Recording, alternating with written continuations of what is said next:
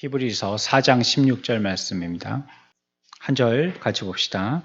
그러므로 우리는 긍휼하심을 받고 때를 따라 돕는 은혜를 얻기 위하여 은혜의 보좌 앞에 담대히 나아갈 것이니라. 아멘. 이거 우리 다음 주까지 외웁시다. 이거 지금 몇 주째 했는데 한 절뿐이 안 되고, 그리고 또 많이 들었던 그런 말씀이기 때문에 암송하는데 그렇게 크게 어려움은 없을 겁니다. 저도 여기 적어 놓을 테니까요. 다음 주에 오셨을 때는 우리 안 보고 한번 한 명씩 일어서서 하지는 않고 다 같이 할 테니까요. 그렇게 한다고 생각하고 그래 집에서 한 주 동안 열심히 좀 암송하셨다가, 우리 뭐 학생 때에는 교회 학교 선생님이 출석 부를 때 요절 외웠냐 이런 거 물어보니까 예 대답하기 위해서라도 암송하고 그랬었는데, 중고등부 때 막 이럴 때는 뭐 어른들 앞에 나가서 무슨 행사를 갖다가 암송대회 학생들이 나가서 하고 그랬잖아요. 그래갖고 막 시편 한 편을 다 암송한다든지 무슨 몇 장부터 몇 장까지 막 한 수십 절을 암송한다든지 이래가지고 한 적도 있었었는데, 우리가 이제 그 성인이 되어가지고는 그런 기회가 잘 많이 없는데, 이렇게 우리 암송대회 하자고 해도 나와서 할 때 보면 뭐 한 절 가지고 다 같이 뭐 재창하듯이 이렇게 하든지, 아니면 암송대회 할 때 한 사람이 겨우 이제 한 절 정도 이렇게 암송한다든지,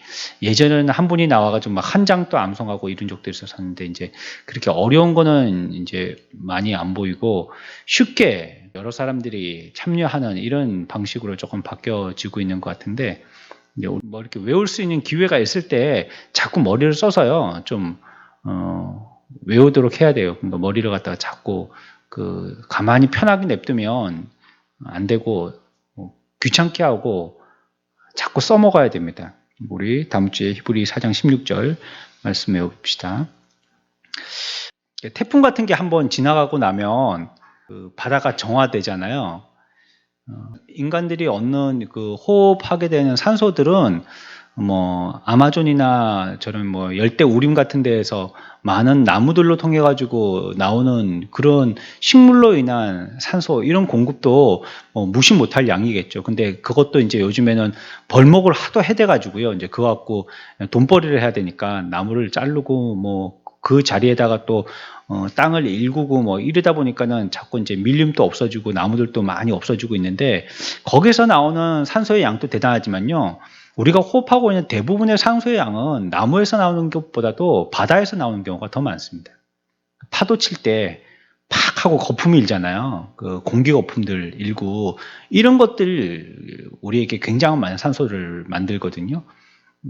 우리가 이렇게 뭐 수분 이런 거 집에 가습기 같은 거 틀어놓을 때 이럴 때도 보면은 뭐 이렇게 기계식으로 붕 떨리게 하든지 뭐 이렇게 하는 것도 있지만, 이렇게 폭포같이 이렇게 만들어가지고 물 쫄쫄쫄쫄 떨어지게 해가지고 자연적으로 이렇게 물이 흐르게 하는 이런 가습기나 공기 정화기 이런 것들도 있잖아요. 그러고 나면 우리가 숨 쉴 때 조금 편안해지는 이런 것들을 느끼듯이 물로 통해 가지고 그런 공기를 많이 발생시키고 우리가 혜택을 얻는데요. 바닷가 가면요 머리가 맑아집니다.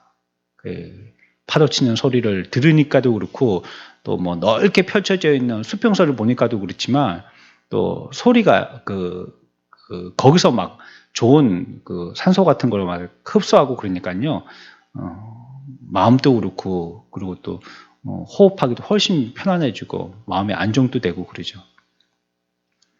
그래 이제 이렇게 막 태풍이 한번 확 휩쓸고 가면 바닷속에 있는 더러운 찌꺼기들이 싹 한번 뒤집어지면서 새롭게 재질서를 찾아가게 되잖아요. 산불 같은 것도 마찬가지고요. 불이 한번 확 나고 나면 이제 거기서 저 밑에 완전히 이제 뭐 싹까지 다 탔을 것 같은데, 거기서 또 싹이 나고 해가지고 또 이제 나무가 되어지고 또 새로운 또 우림 만들어지고 그렇게 되듯이 말이죠. 이렇게 한번 확 뭔가가 지나가고 나면 이렇게 새롭게 시작되어지는데, 우리가 지금 이렇게 경험하고 있는 거의 1년 넘게 지금 이 전염병으로 인해 가지고 온 세계가 다들 이렇게 몸살을 하고 있는데, 이것도 우리의 신앙에는 그런 유가 아닌가 이런 것들을 한번 생각해 보게 돼요. 지금까지 무질서했던 것, 또 하나님이 만들어 놓으신 창조의 질서의 그 질서대로 행하지 못하였던 이 모든 것들이 이제 새롭게 완전히 확 태워지든지 확 물로 이제 엎어지든지 하듯이 하나님이 그렇게 하심으로써 이 원래 하시려고 하셨던 세상에 대한 하나님의 그 섭리를 갖다가 계속 유지하시려고 하시는 그런 방법이 아닌가 생각해 봅니다. 오히려 지금 코로나 이 병이 있으면서 사람들이 밖에 더 많이 못 나가게 되고 비행기들은 거의 못 뜨다시피 하고요. 그리고 또 여러 뭐 자동차 양도 줄고 뭐 대중교통 타는 사람들도 작고 뭐 여러 이런 일들이 있다 보니까요.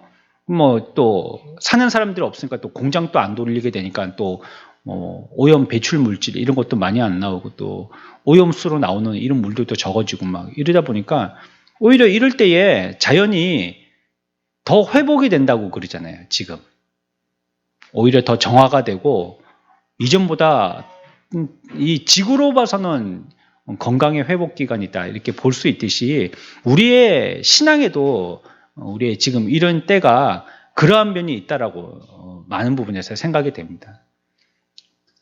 무엇보다도 우리 한 사람 한 사람에 대한 중요성 굉장히 강조되어지는 그런 시대라고 생각됩니다. 사람, 어떤 사람이냐? 그러니까 지금까지는 우리가 뭘 위주했냐면 많은 사람을 위주했거든요. 많은 사람. 그러니까 사람을 더 많이 구원시켜야 된다는 것도 그 한 영혼을 잊지 아니하고 잃어버린 한 마리 양을 찾고자 하시는 주님의 심정이라기보다는 우리는 어떤 소원을 가졌냐면 이 넓은 우리에 가득 채울 양만을 생각했던 솔직히 이런 마음을 가졌을 때가 많았던 거죠. 그 잃어버린 한 마리 양, 그 의미보다도 그렇게 해서 여기 채워지는 여러 무리의 양, 그 양들에 우리들은 더 관심이 있었던 겁니다. 오늘날 뭐 한국교회 지금 올스톱이 되어 있죠. 그 뭐 명절 때 혹시 누구 손님들을 만나셨다면 아마 이제는 인사가 많이 바뀌었을 것입니다. 그렇죠? 예전에는 뭐 어디 뭐 시집 장가 갔나, 뭐 회사 들어갔나, 아니 뭐 학교 잘 다니나, 졸업했나, 입학했나, 뭐 이런 거 물어보지만 요즘엔 뭐 코로나 때문에 건강하십니까, 뭐 이런 거. 그게 이제 첫 번째 인사가 되다시피 그러잖아요. 어떻게 이럴 때 이렇게 여기까지 찾아와 줬냐고, 뭐 이런 거 이제 인사가 완전히 바뀌게 됐죠. 이런 시대가 되어서요, 우리의 관점이 이와 같이 온전치 못했던 좀 비정상적이었던 우리의 그 시각들을 정상적으로 갖게 하는 이러한 기회가 되지 않나라고 생각을 합니다.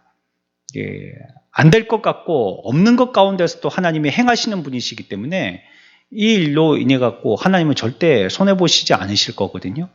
그렇다면 우리들도 이런 일들로 인해서 소망을 잃거나 실망할 필요가 없는 겁니다. 어떻게 해서든지 하나님께서는 기회를 이루실 것이기 때문에 저는 솔직히요 많이 아까웠습니다. 2020년이 되었을 때 굉장히 아까웠습니다. 왜냐하면 우리가 2019년까지만 하더라도 여기 주일 오전 예배 70명씩 나와서 앉아서 예배했거든요. 여러분들 기억나시죠? 70명 넘게 나와서 예배하고 그렇고 또 뭐 정확하게는 모르겠지만 한 달에 한두 분 정도는 다 등록은 하는 건 아니었지만 오셔가지고요 이렇게 방문자처럼 왔다 가시는 분이라도 있었어요. 그렇게. 그래서 사파동에 있을 때는 1년가도 지나가는 사람 한 명, 개미도 한 명 안 지나갔는데 여기 오니까 그래도 다 등록하는 건 아니지만 왔다가 가신 분도 계시고 정말 정착하고 등록하신 분들도 계시고 그러면서 한 달에 몇 분씩 계셔갖고 막 새가족부가 정신이 없고 막 공부 가르쳐야 될 사람이 선생님이 없는 거예요. 막 그런 형편에 그러면 요번 주에는 쉽시다 그 사람 다음 주에 합시다 막 이런 식으로 막 하다시피 그랬었는데 그래갖고 이제 인간적인 생각으로는 야 이렇게 해서 한 1, 2년만 지나면 100명 되는 거는 우습겠다라는 생각을 들 정도였으니까 뭐 그렇게 뭐 한 달에 그렇게씩 뭐 사람들이 가르칠 사람들이 없을 정도로 손이 모자랄 정도로 사람들이 들어왔었으니까 그랬고 막 70명씩 넘게 이렇게 앉아서 함께 예배 드렸으니까 말이죠. 우리가 이렇게 뭐 자리를 지금은 넓게 앉아 있으니까 그렇지 나중에 되면 이렇게 빼곡하게 딱딱딱딱 어깨 붙여서 앉으라고 그렇게 해야 되겠구나 뭐 이런 생각까지도 하고 그랬었는데 2020년 들어와가지고 이제 1월달, 2월달 대구에서 이제 시작되어진 이런 우리나라에 또 그 전염병이 확산되면서 지금 이제 그래도 이제 우리는 많이 유지되고 있는 편이라고 생각하는데 50명 남짓 지금 예배하고 있습니다. 그리고 그게 꼭 무슨 국룰처럼 그래요. 주일 오전 예배가 100이라고 친다면 오후 예배는 50입니다. 그러니까 오전 예배 100명 오면요, 오후 예배는 50명 옵니다. 수요일 예배는요 3분의 1 옵니다. 30% 옵니다.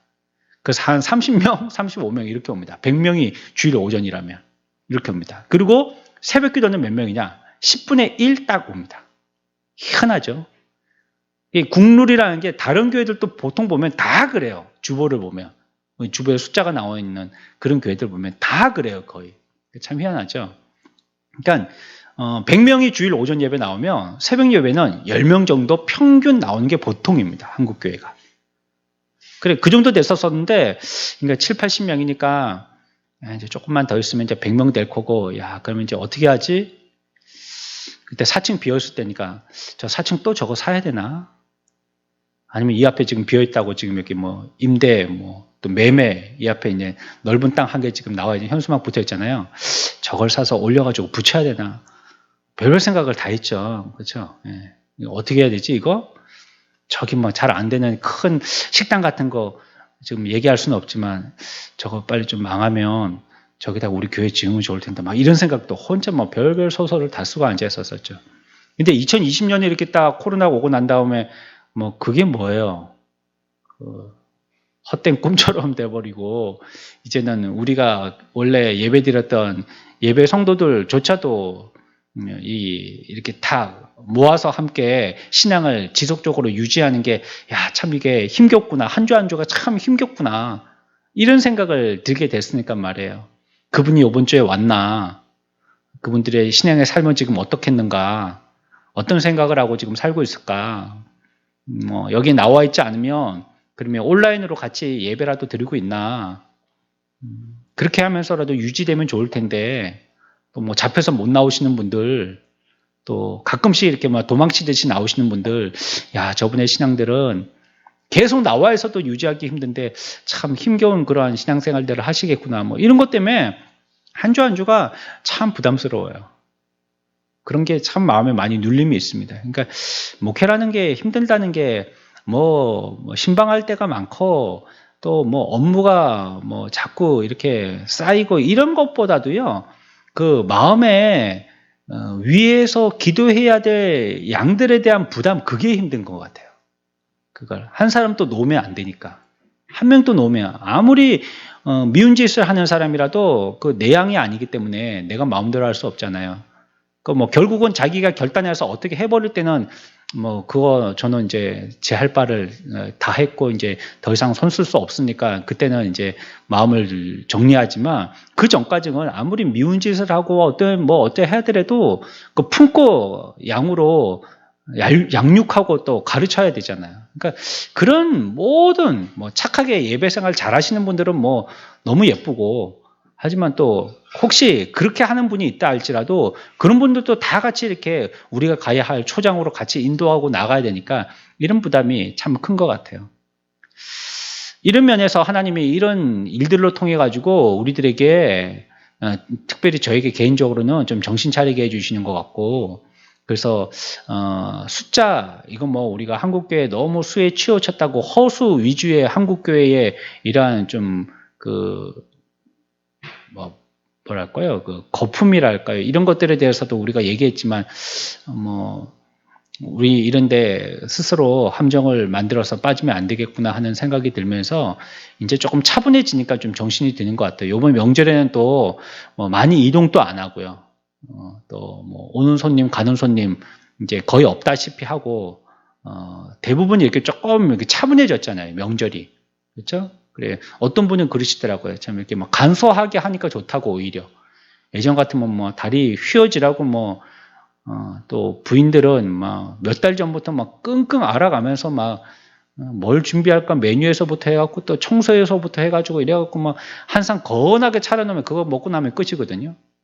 그거 한번 그건 뭐 배달 음식 사 먹는 거나 뭐 그렇게 거하게 차리는 거나 뭐 그거는 뭐 한 끼 먹는 것도 똑같은데 그거 준비하느라고 그렇게 막 애가 써진단 말이에요. 제사하는 사람들은 어떻게 써요, 그거? 빚을 내가면서 30만 원, 40만 원 뭐 그렇게 돈 들여갖고 먹지도 않는 생선 그런 거 뭐 제수에 올린다고 막 사가지고 그래 하고 하잖아요. 그럼 그렇게 했었어야 되는데 이제는 뭐 그렇게 안 하니까 뭐 오히려 편하게 돼버렸죠. 그렇죠? 인사하고 뭐 선물 있으면 뭐 간단하게 뭐 선물 서로 주고받고 아니면 뭐 전화하고 뭐 그런 줄 알고 서로 위로하고 다음에 나아지면 만나자 하고 뭐 이러니까 훨씬 좀 나아지는 게 좀 이렇게 안정이 되는 것 같아요. 마음으로도 이렇게 안정이 되는 것 같고 우리도 어쩜 이게 영적인 부분에서도 이런 데 대해서 우리가 좀 소쿠리 비행기 타고 있는 것처럼 마음이 붕 떠 있었다면 이번 일로 인해 가지고 좀 이렇게 정상화가 되는 것 같아요. 태풍 분 다음에 자연이 또 산불 난 다음에 자연이 이렇게 정상적으로 원래 질서대로 다시 회복이 되어지듯이 이제 이런 일들도 우리들에게 그런 교훈으로 깊이 남아야 된다고 생각이 되어집니다. 그래서 사람들 말이죠. 많은 사람들 말고 사람들 말이죠. 나 각자 개인 나 한 사람이 하나님 앞에서 어떻게 쓰느냐. 보세요. 뭐 100명이 1000명이 서 있어도요. 뭐 호우 불어갖고 날아가면 추풍 낙엽 다 떨어지면요. 한 명도 안 남는다면 100명이 1000명이 무슨 소용이 있어요? 아무 소용없는 거 아니겠어요? 우리 그런 얘기 많이 했지만요. 지금 뭐 20% 이렇게 모이라고 했잖아요. 어쩜 20% 모이는 이런 게 작은 교회는 더 손해거든요. 오히려 20명 모이라 이게 낫죠. 작은 교회는. 전 교인이 20명이에요. 그럼 20명 모이라 하면 다 나오라는 소리잖아요. 그럼 다 나올 수 있는 거거든요. 근데 20% 모이라 그러면 그 교회 20명이면 몇 명 모이라요? 2명, 4명 모이는 거고 4명. 그러니까 20명 모이라 할 때보다 작은 교회는 손해를 보는 거예요. 그렇게 딱딱 규정대로 지킨다면 말이죠. 그 뭐 오늘날의 교회들은 보십시오. 그러니까 뭐 큰 교회도 20%, 작은 교회도 20%, 그전에는 무조건 20명. 그러니까 숫자가 별로 의미가 없잖아요. 그렇게 큰 교회 다녀? 그게 성도들 요즘 얼마쯤 돼? 예, 한 7, 800명쯤 됩니다. 그래도 뭐 지금 이런 때는 20명이 무조건 20명. 작은 교회 뭐 종교인이 20명이라도 뭐 20명 나오라면 20명 나오는 거예요. 우리가 지난번에 생각했던 그런 어떤 한 숫자가 우리에게 주는 느끼는 그런 느낌이 있죠. 이런 게 이제는 무용지물이 된 겁니다. 그 세워진 한 사람이 어떤 사람인가 이것이 굉장히 중요한 겁니다. 이제는이 아니고 원래부터 그랬는데 우리가 다른 데 좀 신경을 빼놓고 있어서 그렇죠. 그러니까 한 사람이 중요한 겁니다. 한 사람이 바로 세워졌느냐. 사실 이 코로나 이전보다도 한 사람에 대해서 몰두가 훨씬 더 몰입도가 높아요. 이 코로나 있고 나서요. 한 사람에 대해서. 그 사람이 어떻게 얘기했다 이런 게 혹시 들리면 그 사람이 왜 그런 얘기를 했을까? 주변에 어떤 일들이 있었다 했는데 그것과 어떤 연관이 있을까? 과연 그 사건은 그 사람에게 어떻게 영향을 끼칠까? 그래서 그 주변에 있는 사람들은 거기에 대해서 또 어떻게 반응을 하지? 이런 여러 가지 일들을 갖다가 상황을 보면서요. 그 한 사람에게 굉장히 집중하게 됩니다. 굉장히 집중하게 돼요. 이제는 그냥 뭐 예배만 잘 나오면요. 아무 문제 없이 그냥 예배만 잘 나오면 오늘 왔네 이러니까 또 어떨 때는 그것도 잘 파악이 안 되는데 요즘은 꼬박꼬박 파악이 되거든요. 예배 딱 맞추고 가잖아요. 여러분들이 왔는지 안 왔는지 체크 다 돼가지고 목양실에 책상 위에 딱 올라와 있습니다. 벌써. 그 어떤 때는 뭐 온라인으로 예배 드리는 사람까지도 명단이 딱 올라와 있습니다. 그 전체 몇 명 이라고 딱 여러분들이 모였다 하면 모이고 나는 시간에는요 딱 여러분들이 온 게 표시가 납니다. 여러분들 체온까지 재가지고요 그런 것까지 탁 적어가지고 딱딱딱딱 올라옵니다. 그러니까 정확하게 파악이 되죠 이제는. 그러면서도 그 한 사람 한 사람에 대한 그 영혼에 대한 관심이 전에보다는 훨씬 더 집중적으로 또 비중 있게 그렇게 느껴지는 그런 때인 것 같습니다. 이럴 때 여러분들도요, 내 자신이 지금 하나님 앞에서 이전에 그냥 내가 교회 나온 걸로 나는 신앙생활 잘하는 사람이라고 이렇게 스스로에게 위안이 되어지고 혹시 그것이 진실하지 못한 신앙이었다면, 자신을 속이는 거였었다면요, 이제 진실로 나는 어떤 신앙의 사람인지 냉정하게 한번 자기를 광야 가운데 홀로 서 있다라고 생각하고 하나님 앞에서 나와 독대에 이른 장면에서 하나님은 나에게 어떻게 평가하실지를 한번 생각해보는, 계산해보는 이런 기회가 되면 좋겠어요. 어쩜 이스라엘을 광야로 내보내신 것은 그들에게 더럽다고 생각하는 걸 모조리 다 보이게 하려고 하신 거거든요. 애굽에 있을 때는 이스라엘의 더러움이 한 개도 안 보였습니다. 왜? 애굽에 다 가려졌기 때문에. 애굽에 뭐요? 풍요 가운데 다 가려져 있었거든요. 그들이 주인처럼 살지는 못했겠죠. 종으로 살았으니까. 언제부터인지 요셉을 알지 못하는, 요셉이 애굽의 총리였을 때는 자기 민족들이 아마 제법 애굽 사람들처럼 대우받으면서 살았겠지만, 이게 자꾸 시간이 지나다 보니까 이 민족을 갖다가 자꾸 이렇게 멸시하고 뭐 그런 분위기가 들면서 이제 유대인들은 종이 돼버리고요, 애굽인들이 상전이 되어지는 전혀 다른 분위기가 돼버리면서요, 그런 똑같은 그런 완전한 주인과 같은 풍요를 누리지는 못했었겠지만, 그러나 예전에 그렇게 풍요했던 그런 삶을 조상들이 살고 있어서 후손들에게 물려줬다면, 신분은 종일지라도 재산상으로는 풍요를 누리고 있었던 그런 유대인들이 많았을 것 같아요.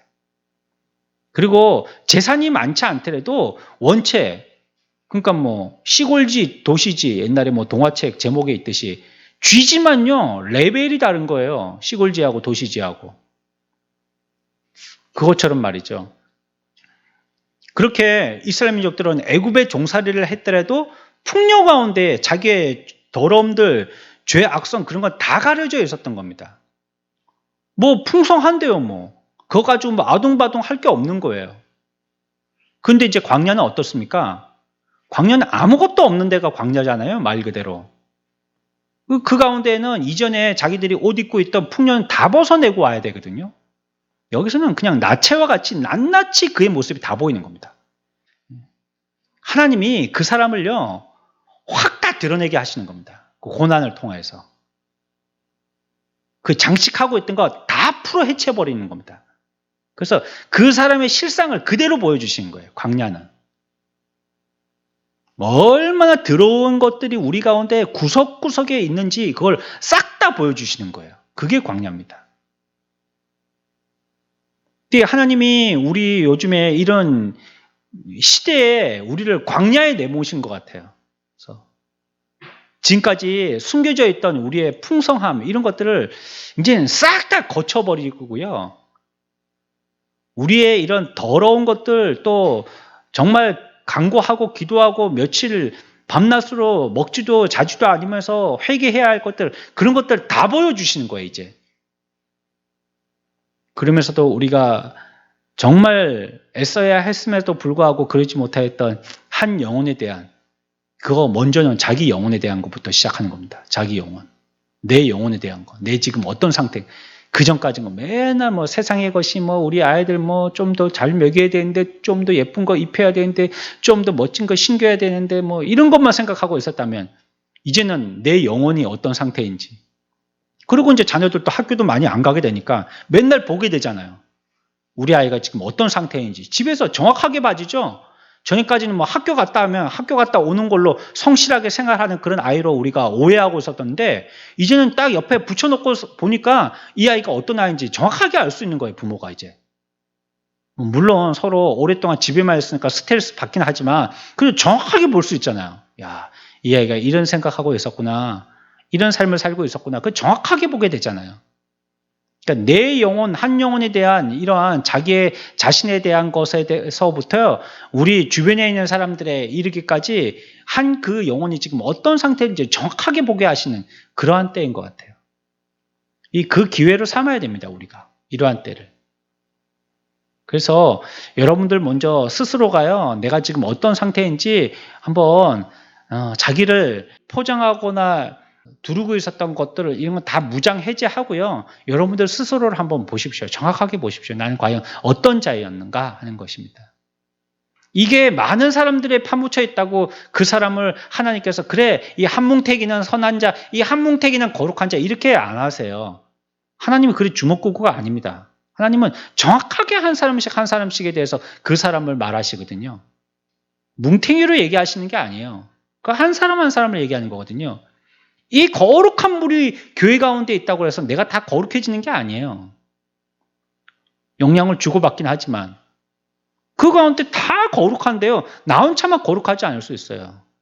이게 좀 신문 같은데 자기 학교 같은 거 선전할 때 보면 요즘에는 간호사들이 참 모자르니까 의료인들이 참 모자르잖아요. 그리고 이게 특별히 창원에는 지금 병원들을 많이 짓고 있거든요. 저기 한마음병원도 짓고 있고 경상대도 저기 지어서 있고요.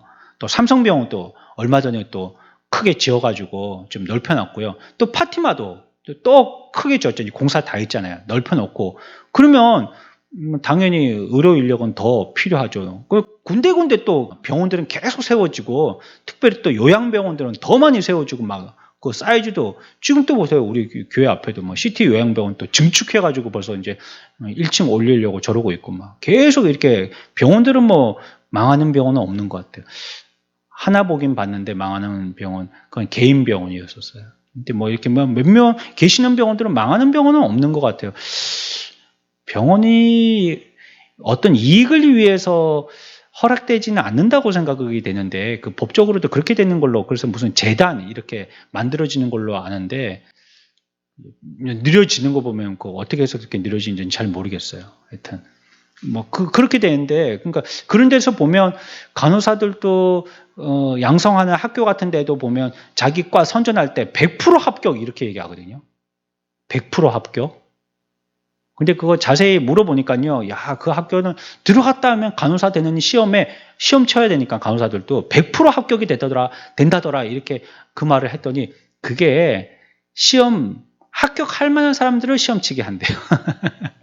그러니까 학교에서 사전에. 그렇지 않은 사람들은 더 공부하게 하나 봐요. 시험 때 아예 기회도 안 주나 봐요. 그렇다 해도 말이에요. 그 학교가 100% 합격 학교예요. 그건 나는 시험 공부 하나도 안 했지만 100% 합격 학생들 사이에 껴있다고 내가 합격하는 건 아니거든요. 그 99명은 다 합격해도 내가 그 가운데 한 명이었다면 나는 공부 안 했다면 나는 불합격이에요. 그 사람들 같이 합격을 나한테 주지를 않는단 말이에요. 그 신앙도 그런 겁니다. 신앙생활도. 다 잘 되고 신앙이 좋아지고 하고 있는 것 같아갖고 나도 그렇게 같이 분위기에 취해가지고 나도 그래 되겠지 어쩌면 나도 구원 얻고 천국 가고 하늘나라 저런 사람 다 면류관 받고 그럴 때 나 하나님께서 왕따 시키겠나 나도 한 개 주겠지 이렇게 생각하고 그냥 허리띠 풀어놓고 그렇게 능실능실 팔자걸음으로 뒷짐지고 저 뒤에서 슬슬 따라가는 그런 걸음으로 가서는 안 되는 거죠. 이제는 내 신앙을 정확하게 점검해야 될 때가 된 겁니다. 이제 2월 말부터는 백신을 맞기 시작한다는데 그러면 이제 중반기 지나서 하반기 쪽 가면 이제 거의 다 맞을 만한 사람들은 다 맞지 않겠어요? 올 안에? 그때까지도 조심하긴 해야 되지만요. 그러면 어쩜 변종 바이러스 이런 얘기 자꾸 나오곤 하는데 여하튼 일단 그냥 이 기본적인 이 바이러스에 대해서는 어느 정도 우리 스스로가 면역력을 갖게 되면서 전체적인 그 면역력을 같이 갖게 되어지잖아요. 그러면 이제 이런 거는 어느 정도 일단락 된다라고 생각할 수 있겠죠. 그러면요, 그 병이 끝쳤기 때문에 좋아할 게 아니고요. 우리는 그 부분에서는 그 병이 끝이는 때가요. 우리로서는 하나님이 우리를 깨닫게 하시고 정결케 하시는 기회가 끝났다라고 생각해야 됩니다. 그 안에 지금 1년 동안 이루고 있잖아요. 딱 1년 됐잖아요. 이 1년 안에 우리는 그걸 확인하고 1년 안에 스스로를 점검하고 1년 안에 우리는 스스로를 변화시켰어야 되는데 이제 조금 있으면 1년 더 유예 기간이 생기는 이 기회 동안에 그런 걸 빨리 못하면 끝나버리는 겁니다. 이제 기회가 없게 되어지는 겁니다. 그때는 또 몰라요. 우리가 예전에 심취했던 그런 애굽의 풍요 가운데 또 빠져 살는지 몰라요. 그때 되면 이거 싹 다 잊어버립니다. 언제 이래가지고 잊어버립니다. 지금 기회에 우리 스스로에 대해서 정확하게 찾아보면 나 정말 내 정말 목사 맞나? 이거 생각해 봐야 됩니다. 내 목사 맞나? 여러분들은 내가 성도 맞나? 이거 생각해 봐야 돼요, 진짜. 뭐 다른 사람들 어떻든지 간에 그거 뭐 그 사람들 알아서 해결하라고 하고 뭐 다른 교회 성도들 뭐 어떻게 하든지 그건 뭐 그 교회에서 알아서 하라고 일단 우리들 말이죠. 우리 사랑하는 선한 목자 교회 우리 교회 되어진 저와 여러분들은 하나님 앞에서 이 기회 때 내가 어떤 자인지 분명히 이거 지나가면 없는 거예요. 기회 없는 거예요.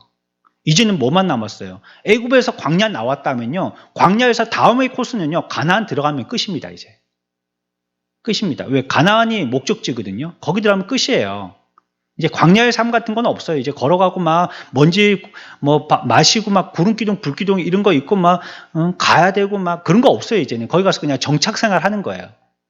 우리도 이 기회가 지나면요 또 뭐가 있겠지. 뭐 물론 우리에게 필요하면 다른 부분으로서 다른 모양으로 훈련시키시기도 하시겠지만 이 부분으로서 우리에게 깨닫게 하시는 기회는 끝인 겁니다. 더 이상의 기회는 없는 겁니다. 그러면 어째요? 기회가 있으면 훈련하고 준비하고 각성하고 그래서 서로 그런 것들에 대해서 마음을 이렇게 잡고 좀 더 애를 써볼 텐데 그 훈련이 끝나고 나면요 뭐 더 이상의 기회는 없는 거 우리가 해볼 수 있는 기회가 없는 것입니다.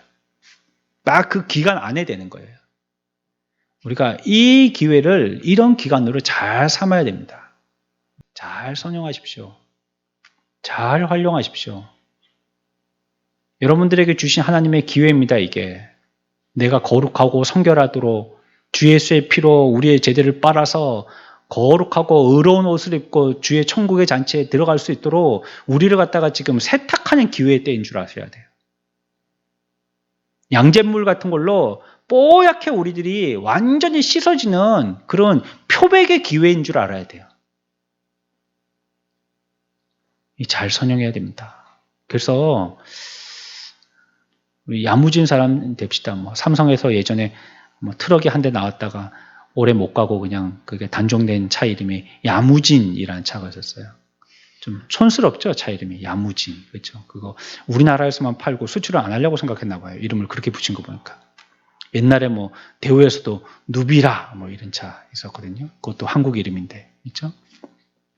그것처럼 야무진 이렇게 이름이 차가 있었었는데 우리 성도들이요 좀 야무져야 됩니다. 이제 이 기회로 퍼석퍼석하든지 물렁물렁하든지 물컹물컹하든지 껍데기만 있고 속은 텅텅 비었든지 이러지 말고 이 야무진 사람 한 사람의 야무진 사람이 돼야 되겠어요.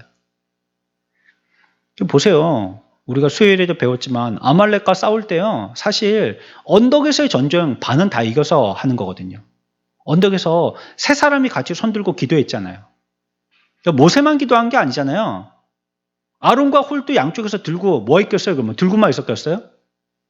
같이 기도했죠. 들어주느라고 자기들도 손을 들고 있었어야 되잖아요. 같이 손 들고 기도한 거잖아요. 그랬더니 밑에 골짜기 밑에서는 여호수아가 싸우고요. 위에서는 골짜기 위에서 언덕에서는 세 사람의 손을 들고 기도하고요. 그러니까 전쟁이 이기잖아요. 야무진 한 사람, 그 한 사람의 기도를 통해서 전 민족의 전쟁의 승패가 좌우되듯이 우리들도 야무진 한 사람, 나 하나가 민족을 구원시킵니다. 나라를 구원시키고요. 여러분들 족보를 바꿔놓습니다. 후손들 바꿔놓습니다. 나 하나의 야무진 신앙인으로 통하여서 우리의 후손이 완전히 다른 사람들이 되는 거예요. 제가 뭐 책을 보다가 뭐 요즘에 좀 그런 걸 보게 되는데 인도에 불가촌 그 천민들이 있거든요. 그 사람들은요 4개의 인도의 카스트 제도 안에 못 드는 사람들이에요. 그래서 그 사람들만 집단적으로 거주하는 데가 있어요. 저기 제가 새벽기도 때 얘기했는데 바라나시라는 아주 그 겐지스 강을 끼고 있는 인도의 성지와 같은 도시 그 옆에 아주 이름은 모르겠는데 아주 천민들만 사는 데가 있어요. 집에 안에는요 가재도구도 없어요. 정말로 거지처럼 살아요. 거지. 한 달에 얼마 갖고 사느냐? 우리나라 돈 23원 갖고 삽니다. 23원. 그거 갖고 살아요. 얼마나 천민들이면 근데 그거 뭐 머리다가 낙인을 찍거나 말이죠. 옷을 뭐 천민의 옷을 입히거나 그런 것도 아닌데 말이에요. 자세히 보면 막 일할 때 입는 옷을 보면 천민인지 귀족인지 잘 모르겠는데 그래도 그 피가 흐르니까요. 이 사람들은 천민이다, 이 사람들은 귀족이다 딱 구분이 되나 봐요. 아예 섞이지도 않고 그런 사람들은 직업도요. 온전한 직업을 못 가집니다. 주로 하는 일이 뭐냐? 겨우 도심에 나올 수 있다면 나와서 하수구 청소 이런 거 합니다. 똥 푸는 거 이런 거 하고 쓰레기 수거 이런 거 합니다. 이런 거. 그런 건 합니다. 그러니까 아무리 영특한 아이가 그 가운데 천에 하나 만에 하나 나도 그 아이는요. 천민인 거예요. 평생 그렇게 살아야 되는 거예요. 부모처럼. 몰라요. 뭐 외국으로 나올 일이 있으면 조금 바뀔라나. 그처럼 여러분들 한 사람이 야무진 성도가 되어서 똑바른 성도가 되면요. 여러분들 후손에 인물이 나게 되는 겁니다. 나로 인해 가지고. 내가 흐지부지 되면 우리의 후손도 흐지부지 될 가능성이 굉장히 많아요. 중요합니다. 우리들은. 지금 뭐 자꾸 사람들 줄고 있잖아요. 예? 이제 뭐 1년에 얼마 낳지 않습니다. 아이들을. 한 사람도 아이를 안 낳는 그런 여성들이 많아졌거든요. 0.82명인가? 평생 아이를 낳는 여인 한 사람이 아이를 낳는 숫자가 0.82명인가 그래요. 한 명도 안 낳아요 이제. 근데 자꾸 주는 거예요. 예전에는 뭐 제조업 그런 게 흥할 수 있는 게 사람들이 많았기 때문에 막 조립하고 뭐 이게 만들고 이거 사람들이 많으니까 마산 옛날 수출 자유지역 여러분들 기억하십니까? 제 중학생 때만 돼도 그 뒤에 가서 땡 하고 5시 반에 6시 되면 사람들 막 정말로 물처럼 쏟아져 나왔습니다. 그 수출 자유지역 있는 그 후문에 막 사람들 엄청나게 쏟아져 나왔어요. 그 막 버스마다 막 콩나물 씨루처럼 해갖고 실어 나르고 그랬었거든요. 이제 지금 가보면요. 이게 평일인지 휴일인지 구분이 안 갑니다. 지나가는 사람들이 별로 없어요. 뭐 물론 다 차로 왔다 갔다 하니까 그렇겠지만 버스 타는데도 보면 버스 몇 명 안 타요. 그 앞에 딱 버스 정류소가 있는데도. 이제 사람들이 낳지를 않으니까요. 사람들도 별로 없는 겁니다. 이제. 이런 때에 우리 한 사람이라는 그 한 사람은 뭐 사람을 많은 사람 중에 한 사람이라고 이렇게 상대적으로 얘기할 수는 없는 것이겠지만 더 중요한 거 아니겠어요? 나 한 사람? 우리 한 사람? 이런 기회에 여러분들이 그냥 놓치지 말고요. 잘 선용하셔야지 됩니다. 이거 보면 반사 효과를 누릴 수도 있어요. 우리는. 그런 부분에서는. 이 기회를 통해서요. 자기가.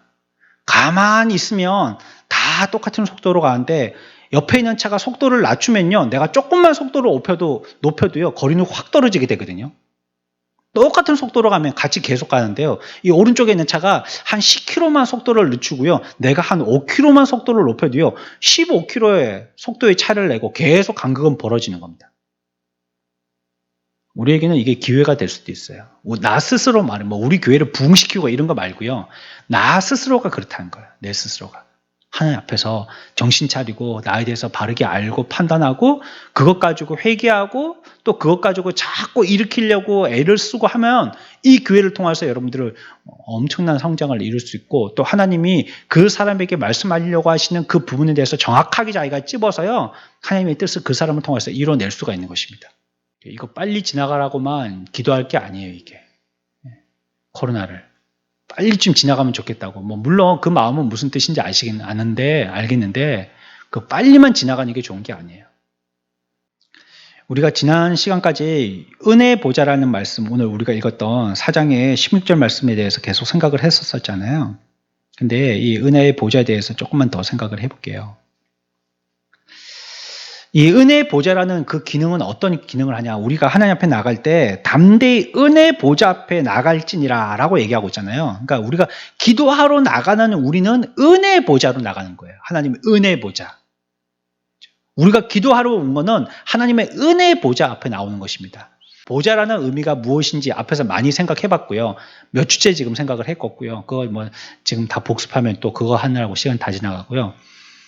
우리가 여기서 한 가지 더 생각해 볼 것이 있는데요. 우리가 기도할 때요, 많은 실수를 하면서 기도하게 됩니다. 여러분들이 완전한 천사가 아닌데 하나님이 딱 들으실 만한 100%의 기도의 내용을 가지고 기도하기는 어렵거든요.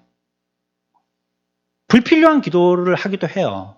그리고 그거는 기도하면 안 되는 걸 기도하기도 해요. 그리고 또 중언부언하기도 해요. 그렇잖아요? 내가 기도하다 보면은 어떨 때는 내 지금 뭔 기도하고 있지 지금? 앞에서 기도 인도자는 오늘 우리 이걸 위해서 교회를 위해서 이거 이렇게 기도합시다 이렇게 얘기했는데 뒤에 가다 보니까 뭐 이 생각 저 생각이 나가지고 뭐 기도가 교회를 위해서 기도가 아니고 나중에 보니까 뭐 어떤 다른 사람을 다른 사람 뭐 가족이나 뭐 누구 뭐 무슨 일 자기가 하고 있는 무슨 일 이런데 기도로 그냥 끝나버릴 때가 있잖아요.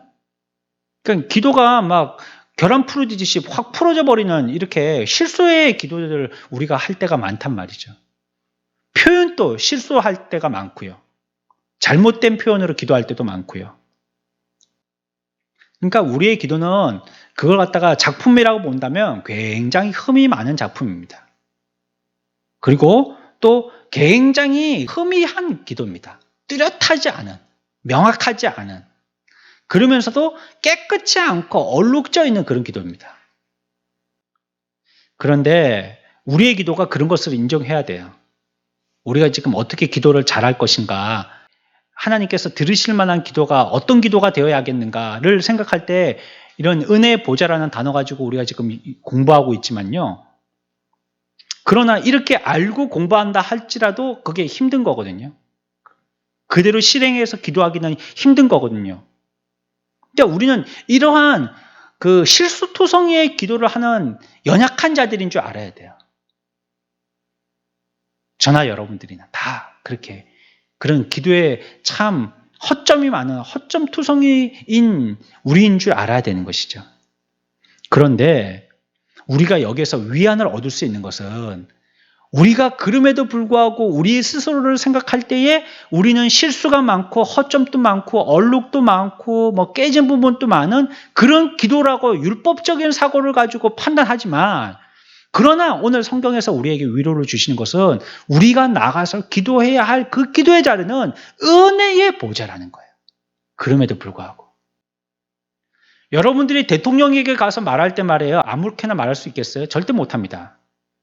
요즘에는 뭐 이렇게 뭐 TV 이런 뭐 기자들 앉혀놓고 뭐 이렇게 대담하고 이런 거 할 때 막 질문하고 이런 거 할 때도 요즘엔 좀 자유롭게 한다고 형식을 자유롭게 한다고 하는데요.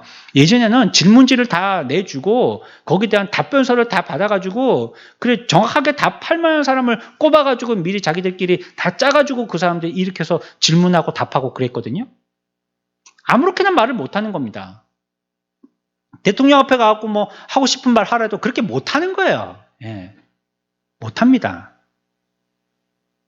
뭐 부대에서 뭐 높은 사람이 헌병대에서 내려와가지고 우리 부대에 뭐 부정이 있거나 불평이 있거나 뭐 그런 것은 다 얘기해도 되니까 마음 놓고 그때 와갖고는 다 얘기해. 그래도 그 헌병대에서 딱 와가지고 그런 사람 손 들어봐라 그러면 아무도 손 안 듭니다.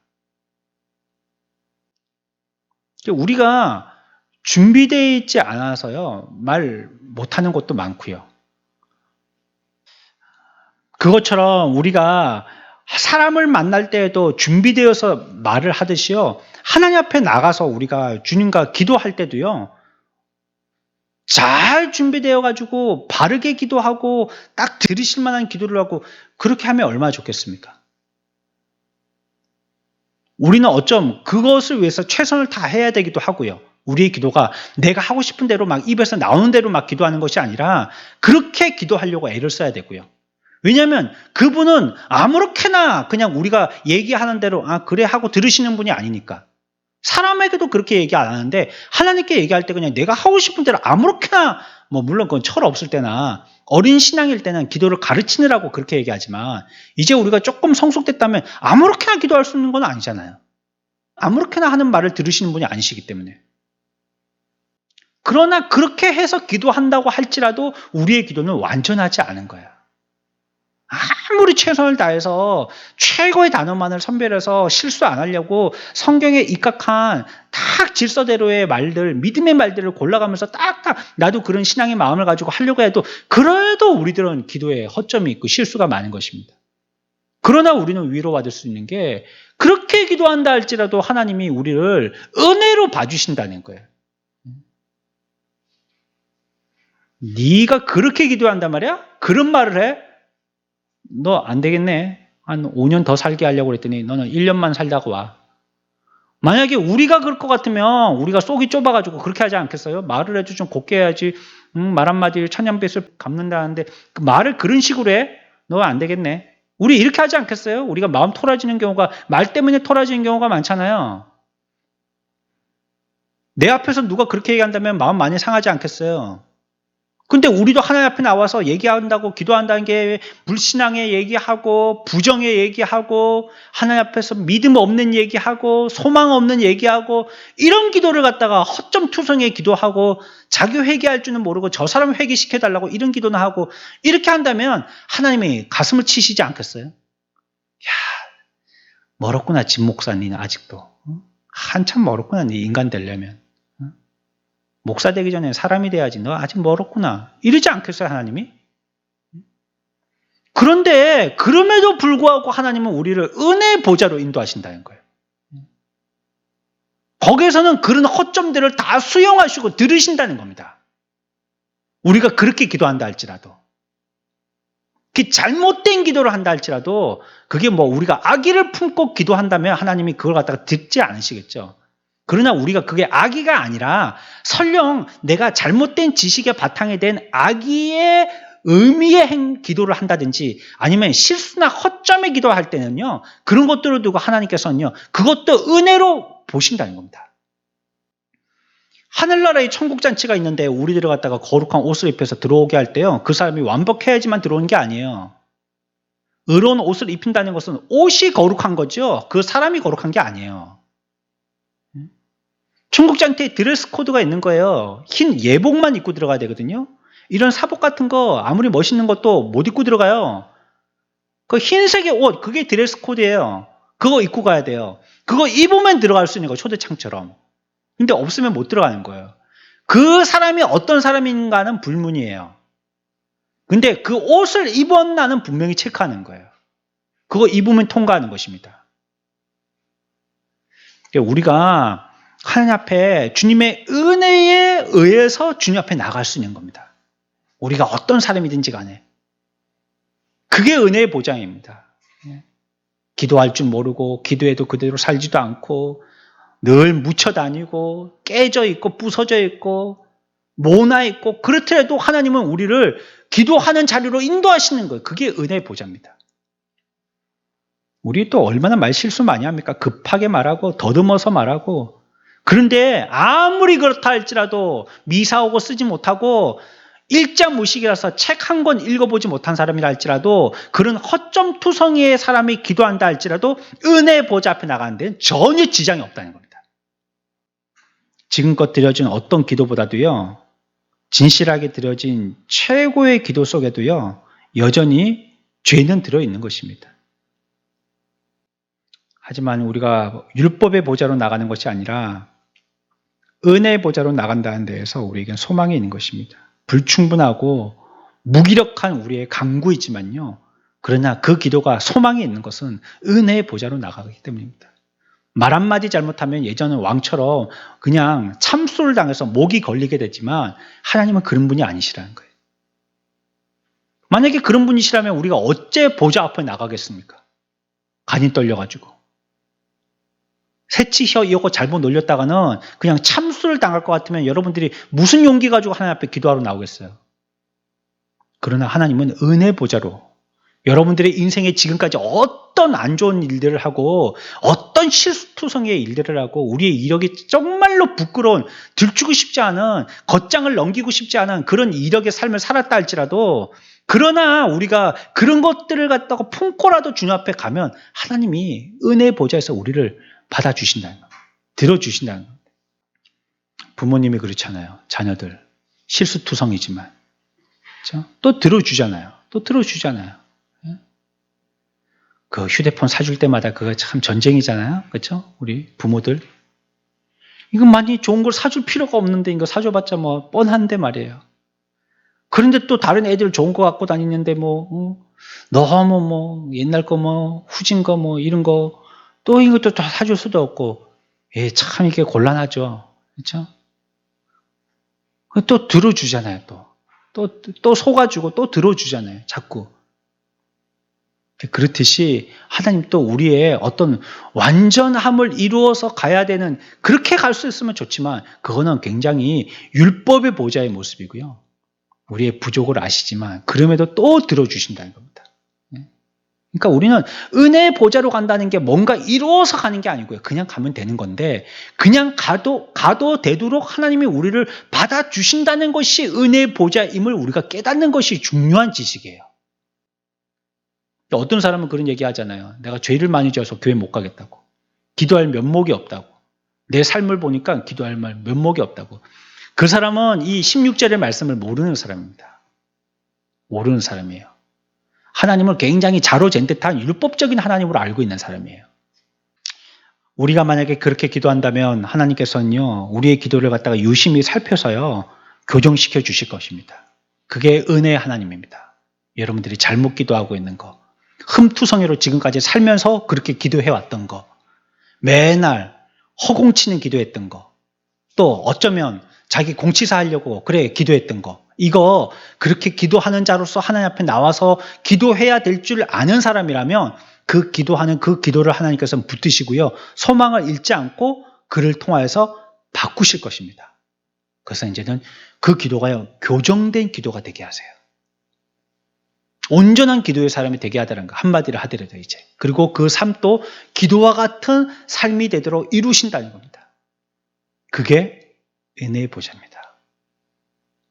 우리 기도 부족해도 괜찮아요. 두서없어도 괜찮고요. 세련되지 못해도 괜찮다는 겁니다. 그게 은혜의 보좌인 것입니다. 이게 우리에게 얼마나 큰 용기를 줍니까? 어떤 사람이라 할지라도요. 용기를 가지고 하나님 앞에 나올 수 있으니까 말이죠. 오래 기도하지 못해도 괜찮고요. 우리가 어쩜 부족해서 진정을 기울이지 못하고 기도해도요. 그래도 여러분 소망을 잊지 말고 계속 기도하십시오.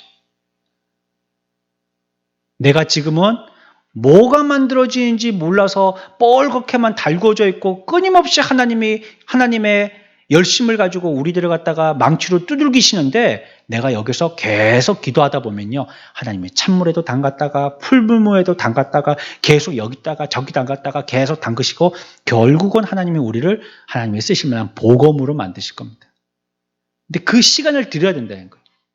만드실 시간을 드려야 된다는 거예요. 내가 이렇게 쇠뭉탱이가 돼가지고 언제 칼이 되겠노? 말자. 그러면 그 사람은 기회 없어요. 자꾸 찬물에도 한번 들어가 보고 뜨거운 물에도 들어가 보고 그래야지 결국 되는 것입니다. 지금 몰라요.